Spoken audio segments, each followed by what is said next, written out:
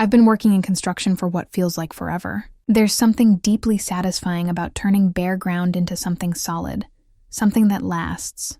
That rhythm, the sound of tools, the weight of steel, the dust in the air, it's become part of who I am. I live in a small town with my wife. She's a nurse, often working long hours at the hospital. I've gotten used to the lonely evenings, the sound of the clock filling the silence at home. We met by chance a few years ago and married quickly. It just felt right. She's calm, kind, and patient, the kind of person who always finds light even in hard times.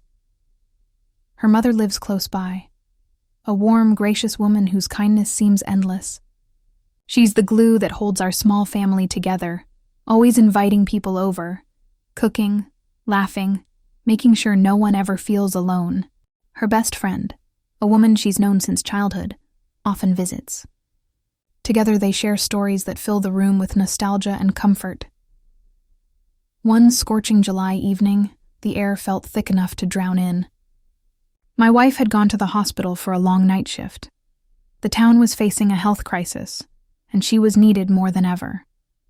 I'd spent the whole day working under the relentless sun, running between vendors and sites.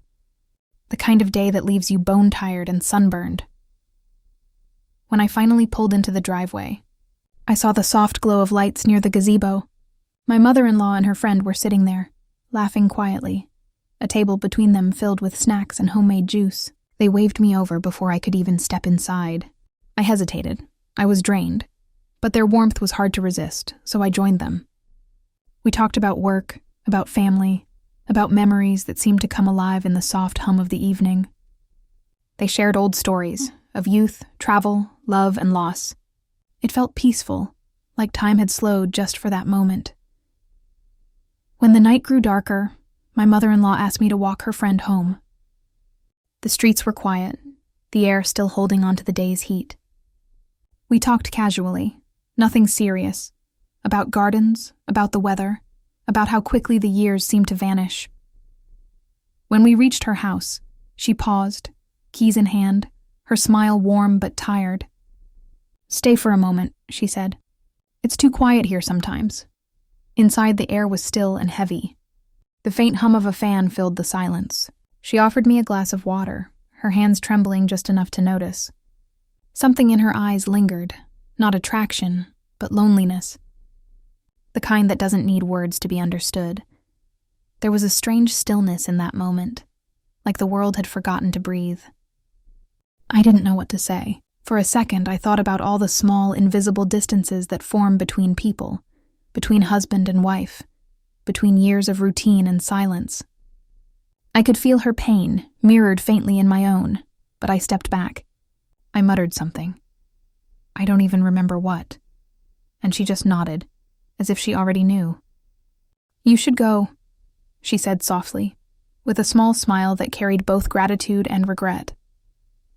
When I stepped outside, the night air hit me, cool and sharp, the smell of jasmine and distant rain mixing in the breeze. My heart was pounding for reasons I couldn't quite explain. The walk home felt endless. Every step echoed with the weight of choices not made, of moments that could have spiraled into something I'd never forgive myself for. By the time I reached home, the storm had started, distant thunder rolling over the hills like a warning.